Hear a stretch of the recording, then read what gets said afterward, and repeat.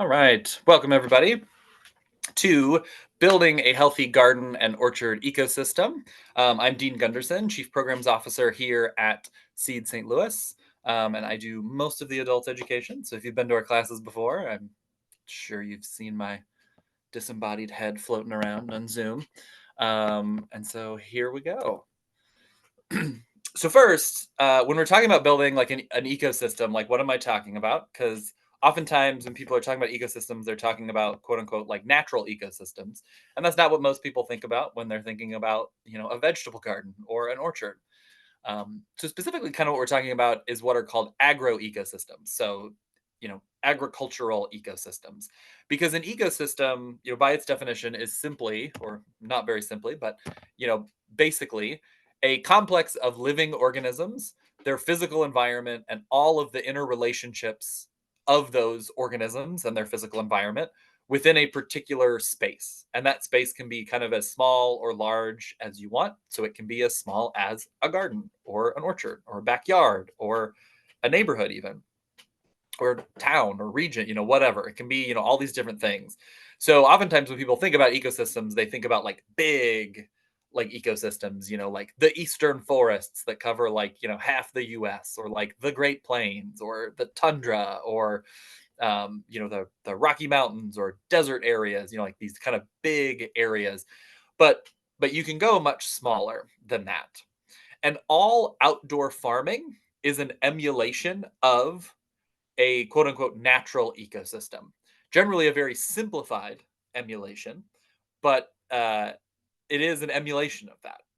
And this simplification, in terms of, there's fewer species, there's fewer, interactions, there's fewer things going on in the systems that we design as opposed to systems that exist on their own. This simplification is one of the primary reasons that our gardens and orchards need so much intervention on our part to survive. Intervention in terms of, weeding and planting and watering and spraying for pests and fertilizing. All those things are interventions that aren't happening, like people aren't doing in, the Great Plains when they existed. And since what we want generally, um, since we want what we want, as in like we want a specific thing, even if that's not what grows wild. We want tomatoes, even though tomatoes aren't from here. Humans are the disturbance that arrests plant succession, it's called, at the point that we want it. So, if you have ever seen, um, uh, if you till your garden, it doesn't just stay bare dirt. Things will start growing on their own, and that's succession. And then if you let them, those weeds will turn into trees, and it kind of moves. So ecosystems, whether they're disturbed or created by humans or otherwise, aren't static. They don't stay in place unless something makes them stay in place. They change over time. And this change, the natural growth of things and the natural changing of what is growing over time, is called succession in an ecosystem. So, if you till up your garden, the only way to keep it bare dirt is for a disturbance to happen. So that, to keep it bare dirt, you would have to have something like fire or a landslide or a flood or a windstorm or grazing or mowing or tillage or hand weeding or a hoe, or something that you are disturbing the soil, you're disturbing, you're killing plants that you don't want, you're leaving plants that you do want. Those are disturbances that are kind of holding the ecosystem in a specific place that you want it. And this is all relevant, I promise. So when we're talking about annual gardens, for the most part, like your vegetable gardens, essentially what we are emulating, so if everything we're doing is an emulation of a natural ecosystem, like an annual vegetable garden, in nature, where do you see annual plants that are not woody? Those are weeds. Almost all of our vegetables are what would be called weeds from a like kind of plant standpoint. So we are emulating a weedscape. That's why we come in and we kill off all of the plants so it's bare dirt to plant those things into, because that's where weeds want to grow. And that's kind of what we're planting most of the time, is things that would naturally grow in weedy places. That's why they grow so fast, why we can get food in less than a year.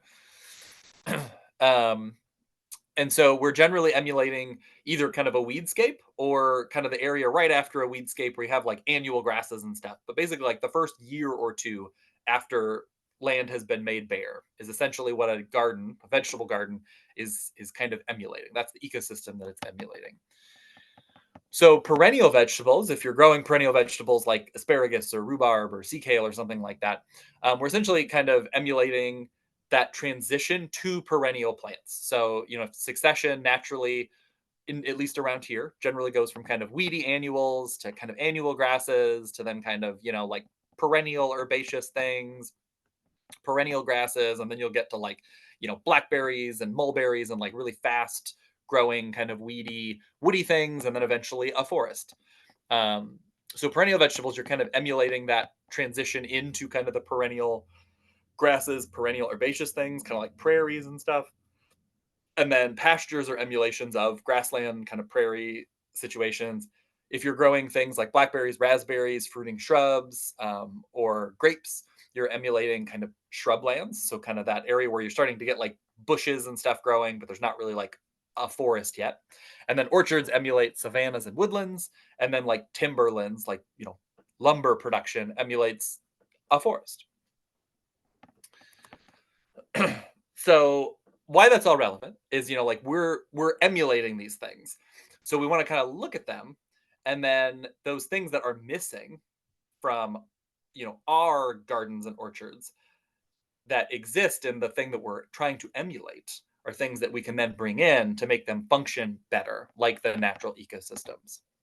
So again, an ecosystem is the complex of living organisms, their physical environment, and all of their interrelationships in a particular unit of space. So, it's not just the plants that you want to get food from. There's other interactions that are happening. And there's some interactions that people talk about a lot more, like bees pollinate our plants. That's an interaction. That's important. So we want to do things to help bees. Like, a lot of people kind of have think about that. There's a lot of talk around that, but there's also lots of other interactions going on, which we're going to talk about. So in our case, and in pretty much every ecosystem on the planet, except for a few very strange and unique ones, but in our case, plants are the base of the food chain, kind of the base of the ecosystem, because they're the engines that kind of drive it. The sun comes in, they're able to turn that sun and water and minerals from the soil into food, into carbohydrates, proteins, fats, into those complex things that plants and animals need to survive. And so almost everything is eating a plant or eating something that ate a plant or eating something that ate something that ate a plant. That's the foundation. And so plants are really, in a lot of ways, what determine what other life you are going to have in your ecosystem. So if your garden, so just to kind of think about that, if your garden consists of tomatoes, like if that's all you grow, if you're just like, I like tomatoes, I have a lawn with one species of grass in it, and then I have one raised bed and it's just tomatoes, and in that raised bed it's just tomatoes. You keep every weed down and it's just bare dirt. Then in that garden you have 5 months of tomatoes and bare dirt, nothing else. And then bare dirt the other 7 months out of the year. So what does your ecosystem look like? Like your agroecosystem. What does it look like? What can it support? So the only thing it can support is things that eat tomatoes and have a pretty short life cycle, because if the only food there is tomatoes, there's no other food, there's no cover on the ground, there's nothing else to live on. It's got to be something that can live its life in like 5 months. And what does that leave you? It leaves you insects that eat tomatoes. It leaves you pests. Like that's the only thing that can survive in that ecosystem is pests. The one and only thing you don't want to survive in that ecosystem. And so but below ground, there is only food going into the soil for 5 months. So all of the organisms in the soil, it works just like above ground food chain. So roots of plants actually exude compounds into the soil. Like they're exuding sugars and carbohydrates and fats and proteins into the soil that feed bacteria, microbes, bacteria, fungi, and that's actually what this chart is. It should be on the next slide, probably. Where there's plants, they exude, they're feeding fungi and bacteria and nematodes. And then there's things like microarthropods that eat fungi and bacteria and nematodes. And then there's, macroarthropods that eat microarthropods. And there's birds that eat arthropods and worms. And, and it's a food chain in the same way. But if all you have is tomatoes and they're only there for 5 months, it means the only thing that can grow there is stuff that can live off tomatoes or are, again, a disease of tomatoes. And they only have food for 5 months. And so those other 7 months, they're dying. And so you're not going to have that much life in the soil if there's nothing else to feed the plants or the microorganisms in the soil. And again, the only above ground food is tomatoes, and it's only for 5 months. So all that can live are things that can either eat tomatoes and live for a short amount of time or can run away and find food somewhere else. So things like squirrels or deer or rabbits that can come into your garden, eat, and then go somewhere else and find food somewhere else. So what this means ultimately is that you're probably going to need to fertilize because you know, there's not stuff going into the soil. It's just tomatoes taking. There's not other things going on. There's not other things building up soil, helping soil. So you're probably going to need to fertilize, and you're going to have to kill off the only other organisms that can live, which are the things that are eating and causing disease in your tomatoes. So you're going to have to fight those things because that's the only thing that can live there. But if you have a healthy agroecosystem, like what does that mean? So what if your garden and or your orchard has plants, not just your crop plants, but other plants that can provide food and water and other things so that there is food all year long, so that there's places to overwinter for beneficial, insects and birds and things like that, and so that there's nectar and pollen for insects to eat all year. Well, then your ecosystem could support not just pests, which always exist and in the right balance are actually usually beneficial, believe it or not. But your agroecosystem, your garden, your orchard, could also support pollinators. It could support predatory insects. It could support insectivorous birds and bats. So birds and bats that eat your insect pests. It could support predatory birds that eat voles and mice. It could support beneficial microorganisms that are going to help actually feed and get nutrients to your plants instead of just being diseases for your plants. And you could have a garden that has healthy soil, high in organic matter, that's going to hold moisture and actually provide nutrients to your desired plant, as opposed to just being something to hold your plant up that you need to dump fertilizer on. And of course, you're gonna have a lot of beautiful flowers. Like if you're gonna have a good ecosystem, you're gonna have a lot of pretty flowers. Even if you don't want pretty flowers, you're gonna have them. So why would you want a healthy ecosystem? I think we've kind of talked about it at this point, but a healthy ecosystem will do work for you.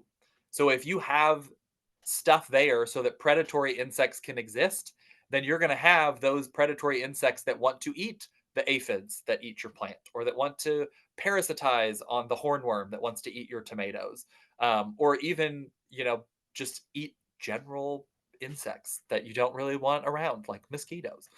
A healthy soil means that you don't need to water as often. A healthy soil means that you have fewer soil-borne diseases and don't need to fertilize as often. If you have a robust pollinator population, you will get more fruit without having to hand pollinate. And I assure you, you don't want to hand pollinate. It's the most tedious task. You're also going to have a more beautiful space, and you're going to be supporting our native species, which is always great because we need them. So I do want to be clear, though, what it will not do, because a lot of people like to promise the moon here. It will not do everything for you. There will be pests. There will be diseases. There will be failures. You still have to do work because you, too, are a part of your ecosystem. Humans are also a part of the ecosystem, even though a lot of ideology out there has this idea that the only way that ecosystems can be healthy and happy is if people are gone. That's simply not true. And anyone who has done ecosystem management can probably attest to that if humans just abandon a place, it actually gets less healthy than if humans are actively engaged. So you will need to still do work. All those things out there that you'll see online of like, if you do this, it's a no work garden. Those people are lying to you. Like, I'm sorry to say. because you too have a vital role in this. Like there is still work, but it will hopefully be less work, or at least less tedious work, if nothing else. So then, how do you do this? What do we do? So there's lots of different ways to do it, but the ones that we're going to talk about, and this is going to look like kind of a eclectic mix here, but I swear they're all related. Is you're going to want the right plant. You're going to want to manage cats. That's actually a huge one. You're going to want to try and deal with light pollution. There's beneficial ways to manage organic waste. So dead plant material is oftentimes viewed as a waste that you want to get away, but there's good ways to actually use that to improve your ecosystem. You're going to want to supply water because all living things need water. And then we're going to go into plants specifically, like what plants you could be adding to your plantings. We're going to talk about the concept of keystone plants. We're going to talk about the importance of continuous bloom, and also the plants that can be helpful to shelter and create shelter and overwintering habitat for the beneficial organisms that we want. And this is just a little example here of some ladybugs curled up in a leaf here that they like. And also that some insects have specific preferences for what plants to lay eggs on. Like you can look up all sorts of crazy lists on some of these things. A first one, or a first concept that I want to talk about, is just the idea of the right plant. So if you're wanting to have, a robust, healthy ecosystem that's going to hopefully help you do the work that's needed to keep your plants healthy, it's really helpful to start with the right plant. And it's a good idea to start with the right plant always, but particularly if you're wanting to do potentially less work as opposed to doing more work. So plants that are well adapted to our climate and situation are least likely to be stressed. So if you get a plant, like, I don't know, and just like in the fruit, well, yeah, in the fruit world, like, no, sorry, I'm going to go back in the vegetable world. If you wanted to grow something like rhubarb, which is a perennial vegetable, it grows beautifully and very easily and prolifically up north of here.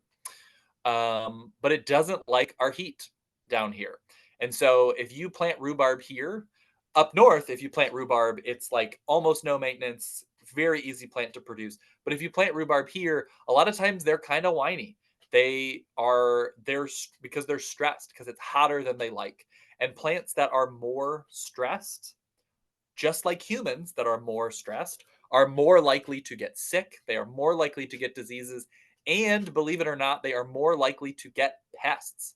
Insects will preferentially attack plants that are stressed. And this is pretty well documented, and there's reasons for that we're not going to get into tonight.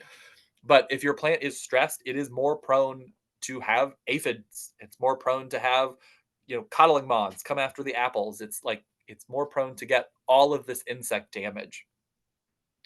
And so if you're picking the right plant, a plant that is well adapted to our climate, a plant that is not bothered by our heat and humidity and crazy springs, all those different things, those plants are going to be less work in general. And so they're going to just be easier to work with. And so if you want your ecosystem to do most of the pest and disease management for you, you want to focus on growing plants that are well adapted to begin with. And when possible, not just picking, a crop that is well adapted. So, instead of rhubarb, plant asparagus, which is, just less stressed around here, is happier around here if you're looking for a perennial vegetable. But also look for cultivars or varieties that have demonstrated superior pest and or disease tolerance. So a great example of this is grapes. If you've ever tried to grow like the seedless grapes that you get at the grocery store, you will probably know that they don't really like it here. They will often grow very vigorously, but they tend to have a lot of disease pressure, insect pressure as well, but really very heavy disease issues, a lot of fungal infections that they can get. There are, however, grape cultivars that we grow that we never spray. We have never sprayed for 5+ years, and they've never gotten a disease because it's a more resistant cultivar. It's more adapted here. They were varieties that were bred in North Texas, which is even hotter and more humid than we are. And so they're not bothered by our summer. Whereas a lot of these seedless grapes were bred in climates that are much drier and or cooler than our summers. And so they're just more stressed here. And so they're more prone to getting those diseases. So picking things that are just more pest and disease resistant is going to make your life much easier and make it much easier to create these healthy ecosystems. Because the other kind of side to this coin is that if you plant grapes that are, get a lot of disease and unfortunately a lot of times if the disease gets really bad, some of the only ways to deal with it are spraying sometimes some pretty heavy duty chemicals, which are not going to be great for the beneficial insects that we're trying to build up, which means if you're killing those off, there's going to then be more insect damage because the beneficial insects aren't there to eat the pest insects. And it's just kind of a bad cycle. So starting with the right plant is really valuable. And doing your research. And we talk about this in a lot of our classes. We have some resources and handouts online, particularly for fruit in terms of cultivars that we like, species that we like, species that we don't like, for growing around St. Louis area if you're wanting to do kind of low input and actually get fruit. So another one that is, so my next couple are ones that are more kind of like habits or like changes in ways that you do things as opposed to like introducing new things. But this is one that I don't feel like gets talked about a lot. But particularly if we're talking about wanting to have beneficial birds around, and birds can be very beneficial in the garden and the orchard especially. So birds can consume huge quantities of insects. A lot of times we think about insects as eating seed because we put out, bird seed. And many birds do eat seed, but most of our native birds are getting most of their calories from insects. And so if there's not insects around, they're not going to be around. So we'll talk about that later. But having birds around that are going to be eating a lot of the insects that are eating your, fruits and vegetables is pretty beneficial. But the number one killer of birds is cats, by a wide margin, as you can see by this chart here from the U.S. Fish and Wildlife Service. And when I see these charts, I always think it's almost kind of hilarious when people like start freaking out about like we need to be so worried about wind turbines killing birds, and I'm like, yeah, we should be worried about that. But like from this number, they kill, wind turbines kill 328,000 birds a year, and cats kill 1.85 billion. Like I think we're missing the boat. like I think we're worried about the wrong thing here. So and so if you're creating a great ecosystem to attract birds to your yard, but then you're like letting your cats go outside, you're not really creating habitat for your birds as much as you're baiting the birds, unfortunately, because cats kill a lot of them. And so, and I know that that's easier said than done. I know there's outdoor cats, all these different things, but just generally speaking, if you do have an outdoor cat and it's not feasible to keep them inside, probably don't try and attract birds to your yard. At least actively try to attract them because, yeah.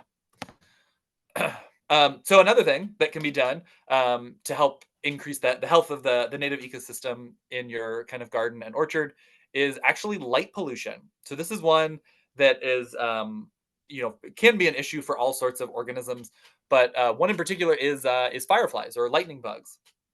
So lightning bugs, a lot of times what they're actually doing when they're flashing is in the grass is usually where the females are. So when you see like the lights in the grass, those are the females, and the ones flying around are the males, and they're lighting up to try and find each other to mate.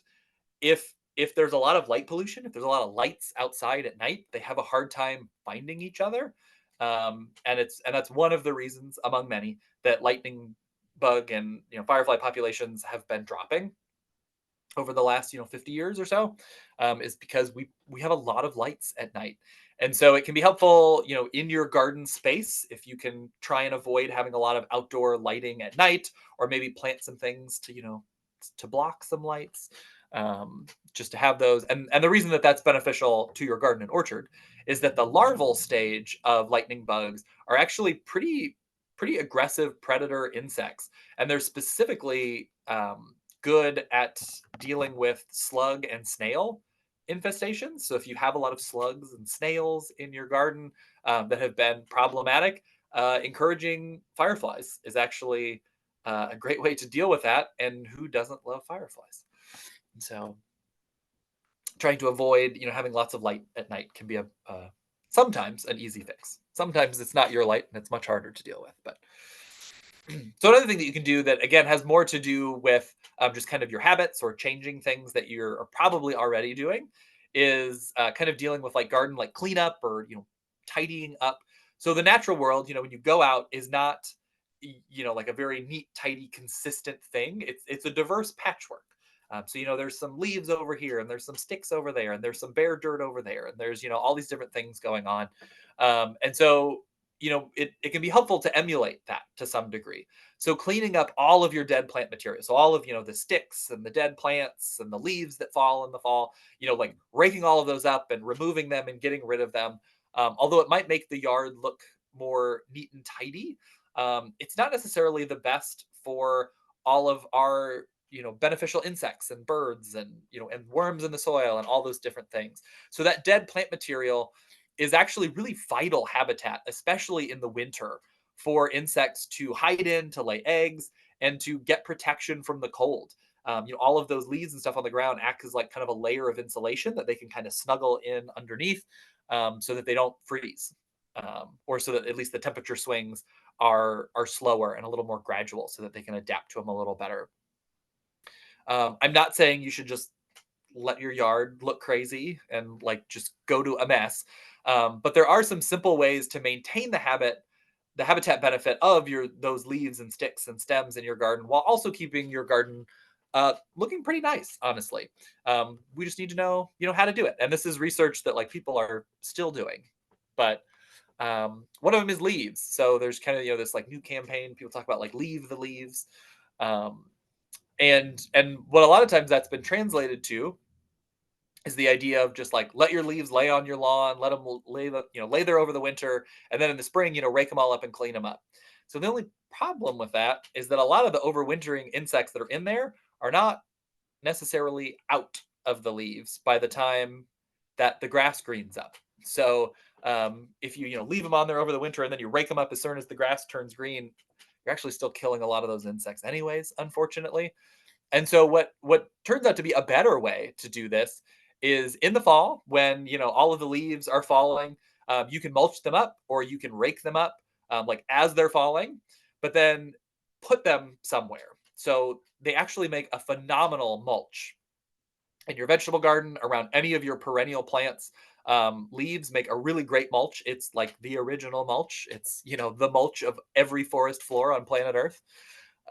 And so putting those kind of around your trees, around your flowers, around your shrubs, around all those different things, so that you're making use of them, but you're still leaving them in place somewhere that you are not going to need to remove them in spring because you want mulch there all the time, is a great way to use them and to maintain that habitat and still get all of those ecosystem benefits. You still are getting all those locations for things to overwinter, and your yard still looks nice and tidy. You have mulch where mulch should be. The grass is clear.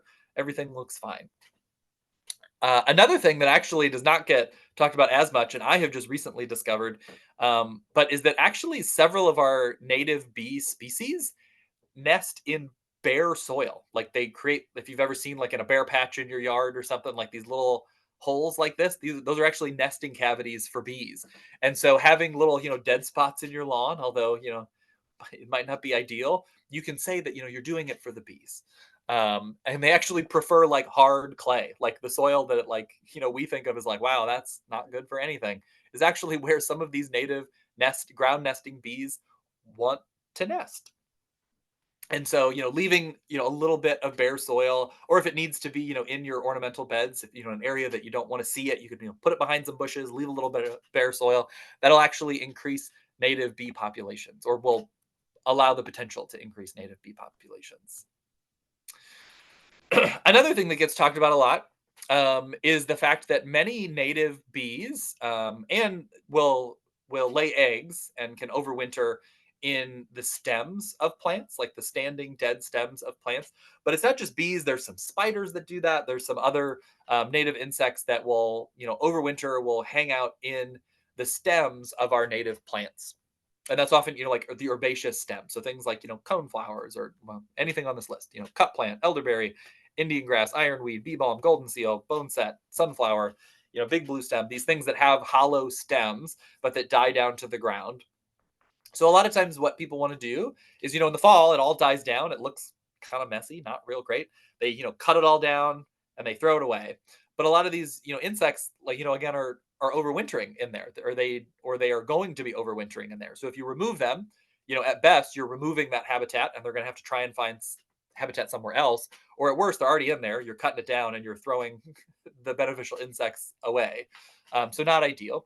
But again, most people probably don't want, big flopping over grass that's, looking kind of messy.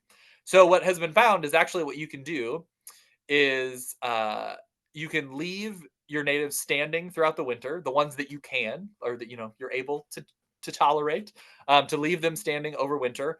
And then in spring, because again, like what has come up a lot is people are like, oh, leave them over the winter, and then in like April, cut them down. But a lot of these bees, again, are kind of still pupating, and they're not actually out by April. And so what's been found to be better is to cut the stems back to somewhere between 8 and 24 inches, kind of as tall as you can tolerate. But cut them back, but leave the bottom little bit of the stem standing. And what that does is it leaves a place for them to overwinter, or to finish out their life cycle from the winter. But then also, because they're shorter than they were originally, the new growth that's coming up will completely hide those stems. And you won't see that there. Like, it'll still look nice and tidy. They'll still have a place to overwinter. And by the following fall, those stems that you left will basically have disintegrated. They'll have disintegrated over kind of the summer and fall of that year. And then you just kind of repeat that process. You can also, if you just absolutely can't stand the standing stems over the winter, or there's ones that you can't stand, and you can leave some, but not others. What you can do is you can cut those stems and then bundle them, and then set them in the garden somewhere, standing upright. And then they, look a little tidier. They're kind of, bundled up. You can place them somewhere out of sight if you don't like the look of them, and then leave them there kind of throughout the summer, or the winter and spring of the following year. And then have your nice tidy areas where you need them to, but still getting those stems out there for those native insects to use. And this is a list of ones that are known to be used by native insects for overwintering. There are probably others that are also used, but these are all ones that are known. So if you're wanting to provide that overwintering habitat, these are some of the great native plants that you can plant out in your yard, or in your garden, your orchard, to provide that overwintering habitat. Another phenomenal thing to do for most of the ecosystem services is mulch. So, again, if you go out into a forest, there's not a lot. There's mulch on the ground. There's dead leaves on the ground. Even if you go into a prairie, unless there's been a burn in the last couple months, there's usually like dead plant material on the soil's surface, at least much of the soil surface. So mulch can be any dead plant material. So things like cut grasses, herbaceous stems, leaves, weeds, etc. You're not usually going to use sticks just because they're kind of annoying to use, but wood chips are another great thing that can be used. Any of that can be used as mulch. Mulch is any dead plant material that is placed on the soil's surface. So not tilled in, not mixed into the soil, but on the soil's surface is what we're talking about when we're talking about mulch. And mulch is a phenomenal way to build the health of the ecosystem, in a lot of different ways, and the health of the soil in particular. So applying dead plant material to the soil surface, around your plants, don't like smother your plants with them, but around your plants, it helps to cool the soil. So it helps keep the soil cooler in the summer, which reduces stress on your plants. And plants that are less stressed are less likely to get pests and diseases. They're going to grow faster, blah, blah, blah. Keeping the soil cooler is also going to help preserve moisture. It also, by covering the soil, you're going to have fewer weeds growing in your garden and orchard as it breaks down, which will happen over time. It's also going to be adding organic matter and nutrients to the soil, which is good. It's going to improve the health of your soil. And a big one is mulch is an alternative food source for those bacteria and fungi in the soil that you want when you don't have plants actively growing. So, if you grow your tomatoes and then in the winter, there's, 7 months where there's no tomatoes in the ground. applying a nice thick layer of mulch over the soil will actually help keep those beneficial microorganisms alive so that they're there and ready the next year when you plant your garden. And so mulch can be really helpful at building the health of your soil in that regard, in terms of keeping those beneficial organisms alive. And to give a little bit more context there. So those bacteria and fungi are also what are feeding worms. So, a lot of times people talk about like worms being good for the soil, and worms are good for the soil. But in a lot of ways, worms are almost an indication that the soil itself is good, as opposed to kind of the other way around. Like if you have garbage, awful soil and you just put some worms in it, those worms are probably either going to leave or they're going to starve to death because they're feeding on the bacteria and the fungi and these other things that are in the soil already. They do also help build up the beneficial parts of the soil, but but if you that mulch can help keep those bacteria and fungi alive, to keep the worms alive, and to keep the worms there in your garden so that they're doing the good things that they can do to help your plants grow. And of course, mulch also is providing that overwintering habitat for insects, just like leaves did. In the last slide that we talked about, it doesn't have to just be leaves. All mulch can act as overwintering habitat for insects. So having that on there is going to help provide that for you. Water is another big thing. Again, water is needed for all living things. So your plants need water, but so do all of these beneficial insects that we're talking about. So do the birds that eat the bad insects that we're talking about. So do bats. So do all these. So do frogs, which are another great ally in the garden that you can have.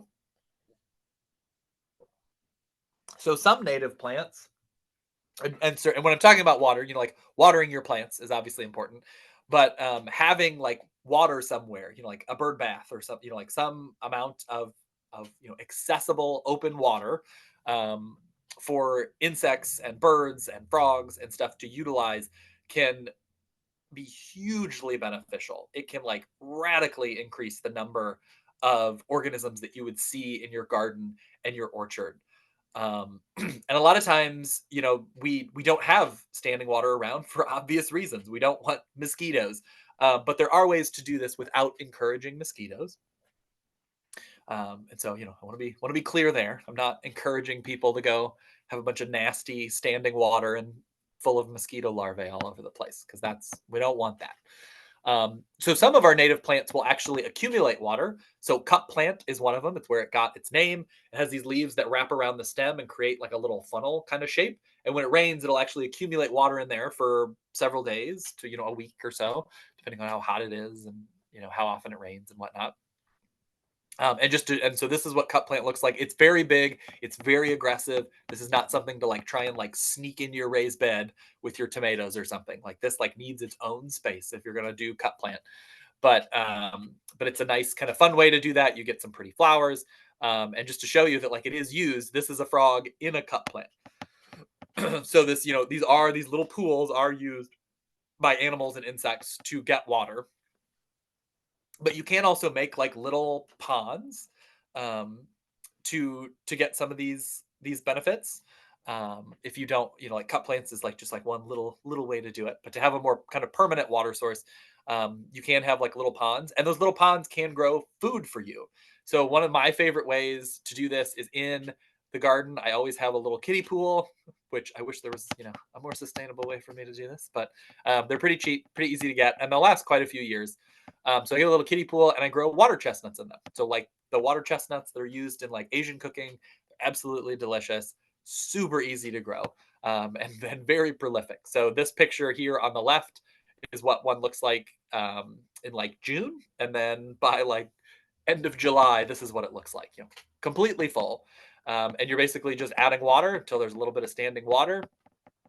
And for several years now, my little kiddie pool of water chestnuts has ended up full of tadpoles because frogs will take up residence because there's water that they can use and get into and get out of, and they'll lay eggs in there, and it's full of tadpoles. The tadpoles are great for eating a lot of the other insects that I don't want in the pond. I've never had mosquito issues in my water chestnut pond. Not saying it can't happen, but I've never had issues with it in it, particularly when I have tadpoles. And then if there's tadpoles, there's adult frogs around, which are also great for eating. a lot of insects that I don't want around. But if another thing that you can do, if you do have any issues with having standing water of any kind for this purpose, another thing that you can do is they do sell these little BT granules for mosquitoes specifically. So you put them in the water. They are toxic to the mosquito larva, but they're not toxic to the other like beneficial insects that you would use. So again, please do not take from this class that you should have a bunch of nasty standing water around full of mosquito larvae. I am not saying that. But there are ways to create this. And a lot of these animals that are attracted to the standing water are things that eat mosquitoes. Go figure. They come to the places where there's mosquitoes. And so like the frogs and stuff will eat them. Having dragonflies. I have a lot of dragonflies in my garden when I have these like kiddie pools around. But you do want to keep an eye, and if you're seeing mosquito larvae in the water, adding those BT granules can deal with that pretty quickly. And that water is then also going to be a place that birds will use to get water. It's a place that all of these other beneficial insects and stuff can use to get water, and you'll be amazed at the amount of sound that you will hear just by having a little bit of water around. And it can also just put it on here to remind myself. Having water around can also help reduce bird and mammal damage to tomatoes and fruits, especially when it's hot and dry. Oftentimes, when you see those situations where like a squirrel comes in and it takes one bite out of a tomato and nothing else, and everybody like hates that squirrel, and I absolutely get that. But sometimes what they're actually doing, especially if it's in the middle of summer and it's dry, which is usually when you see this a lot, is the reason they didn't eat the whole tomato was because they're not actually interested in the tomato. They bit into the tomato and like they were getting the juices out. They were after water. They're thirsty. Because again, in our urban environments, we don't have a lot of water around because we don't want mosquitoes. And a lot of times the water's not being managed and you end up with mosquitoes. So we make sure that we drain it. And so, but if you have water around that you are managing, making sure there's not mosquitoes, it's actually likely that you will see less damage to your fruit. Or if you see, like peaches, and you'll have like birds sitting there like pecking the peaches, but they're not actually like eating the whole fruit, and you're like, why are you just damaging the fruit? Well, they're doing it because they're after the juice, they're after the water. Peaches are very juicy. they're trying to get the water out of the peach. They're not trying to eat the whole peach. So it can be another way to deal with those things. So another thing that you can do is provide like direct shelter.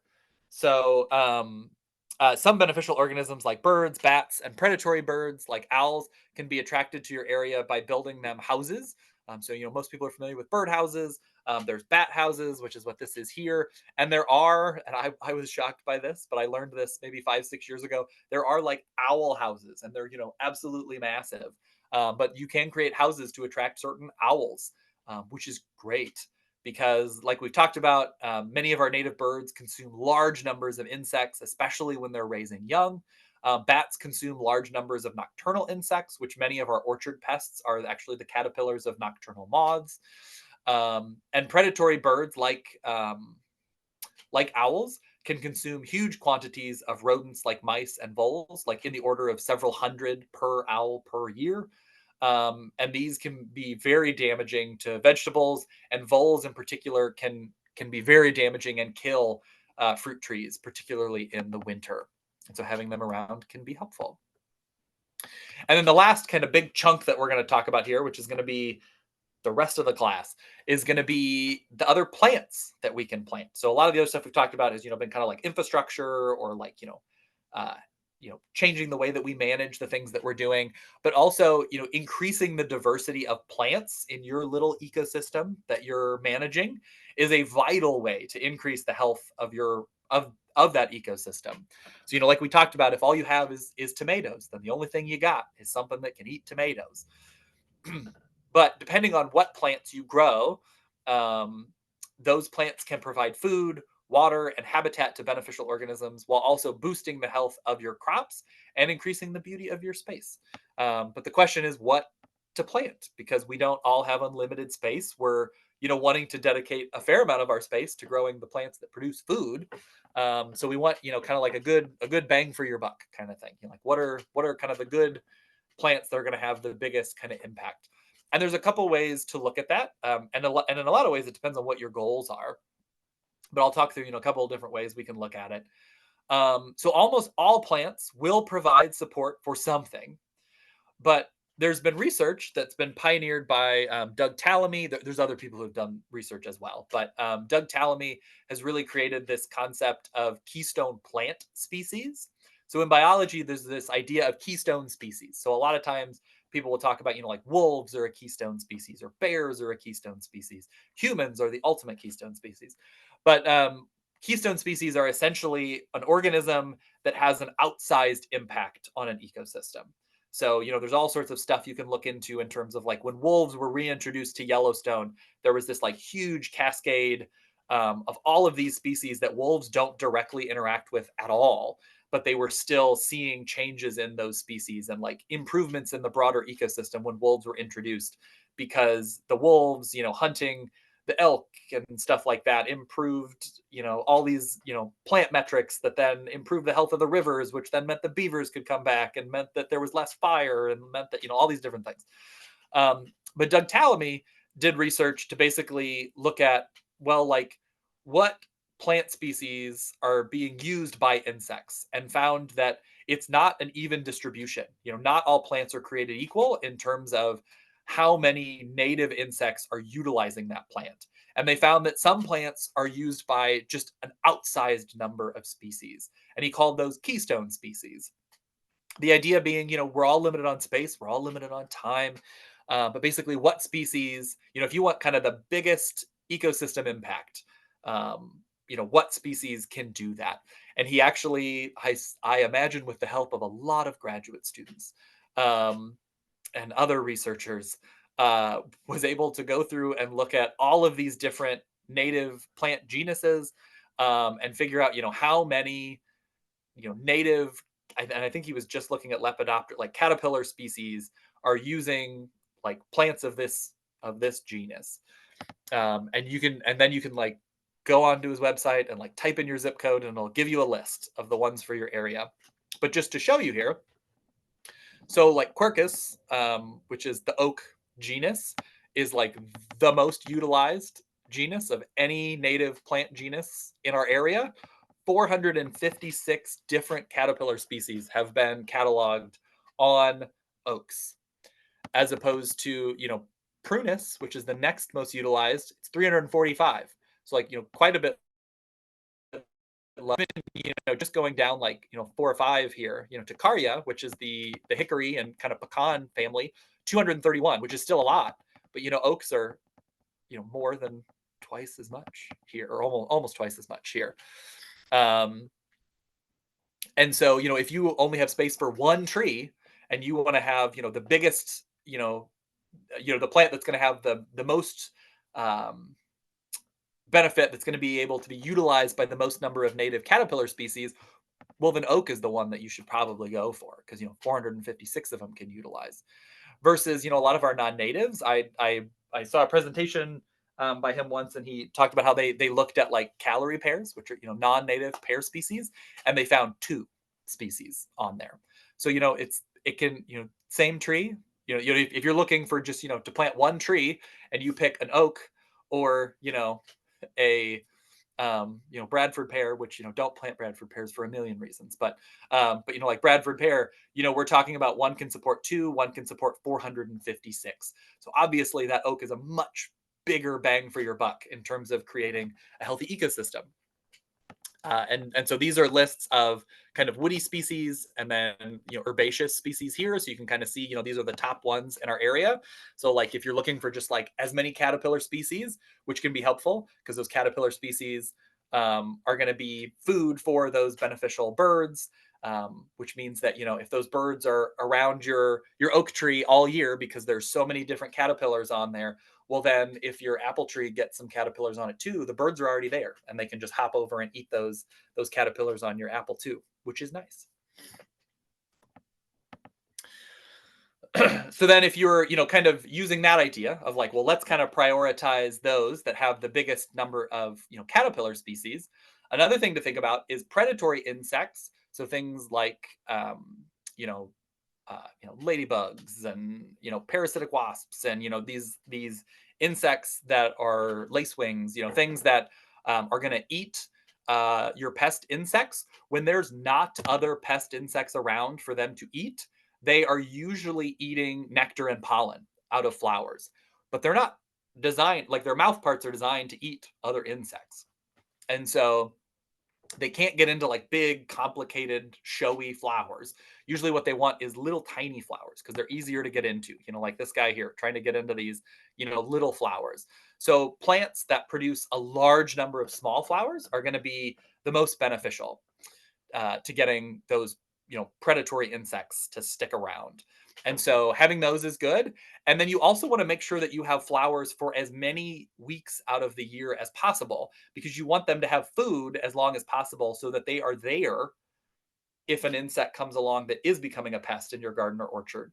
Well, then they're already there and they're more likely to show up and eat those pests before they become a problem.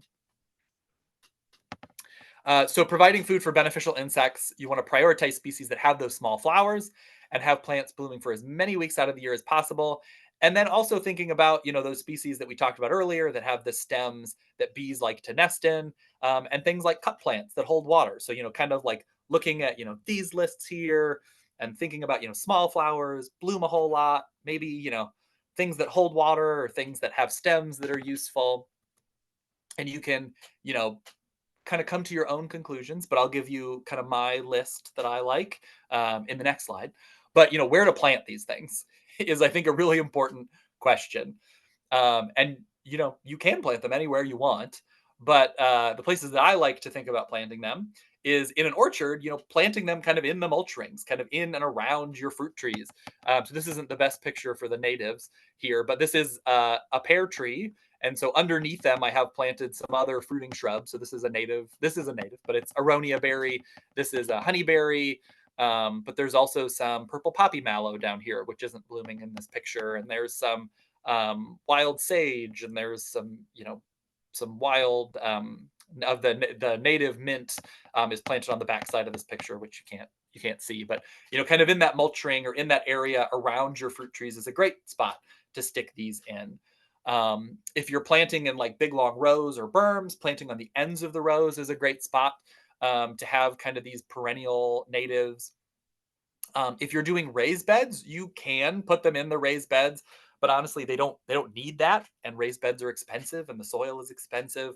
And so I would recommend planting them kind of somewhere else, just like in the yard or in amongst your landscaping more broadly. Um, it's going to be a much cheaper way to make space for those.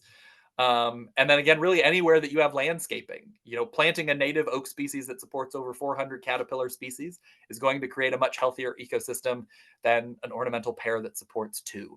So, just like mixing these into your native land or your landscaping more broadly can be a great way to do that as well.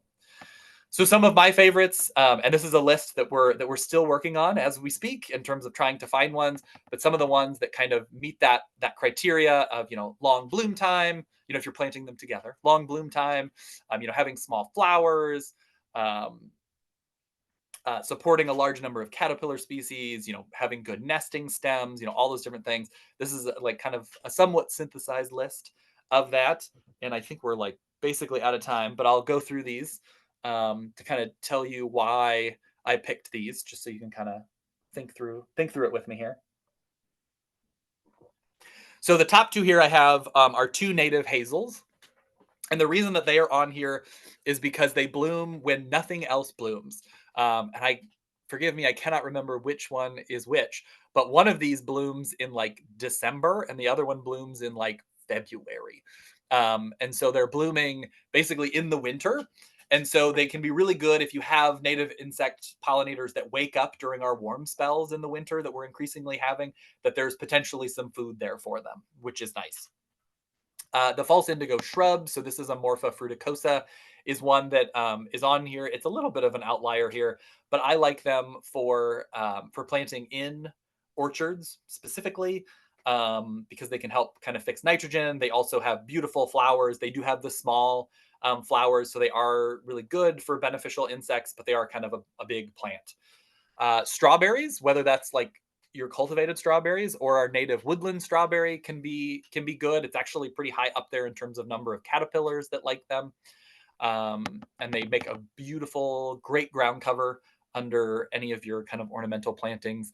Black-eyed Susan, bloom. They're utilized actually by a lot of pollen specialist bees, so they're really good for attracting some of our native bees that can be good pollinators.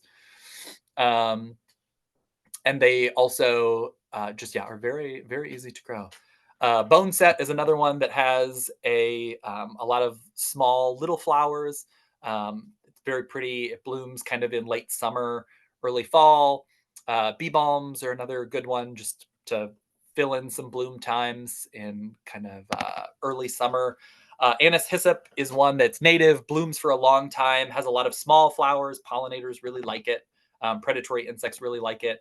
Yarrow is really a great one. It's another native, small flowers, loved by beneficial, like predatory insects. And it also seems to be a preferred spot for a lot of those predatory insects to lay eggs, which is another great thing to have. Milkweed is a good one to have. Everybody loves monarchs. Great for monarchs. But it also produces a fair amount of nectar, so it's a good one to have around for pollinators. Mountain mint. So this is one of our native kind of mint flavored plants. It is in the mint family, but it's not like a mentha species. Another good one that has nice small flowers, good for beneficials. Goldenrod, the aromatic aster, really any aster and any goldenrod are really superstars by all categories. They're very high. I think they're the top two in terms of herbaceous things that you can plant for caterpillar species. They bloom really late when there's not a lot of other stuff blooming. They are pretty small flowers, so pollinators really like them. Predatory insects really like them. They're just kind of great overall. They're good ones to have in there. Willow, really any willow, but black willow is a very easy one to grow. But any of our native willows are good. Dwarf chinkapin oak is an oak that I like to recommend, particularly in urban environments, because it's a native oak. So it's used by just a huge number of native species, but it is also it is a natural dwarf. Like it only gets like 12 feet tall at most, but usually it's closer to like 8. It's just a nice little tree. It's easy to fit into urban environments. Any kind of helianthus, any set of sunflowers. Sunflowers are another great one. They're utilized by a lot of different species. Switchgrass is one that is surprisingly utilized by a lot of butterfly species, which is just a fun one to have. And then cut plant, again, is one it's a nice one to sneak in to get some water into your location.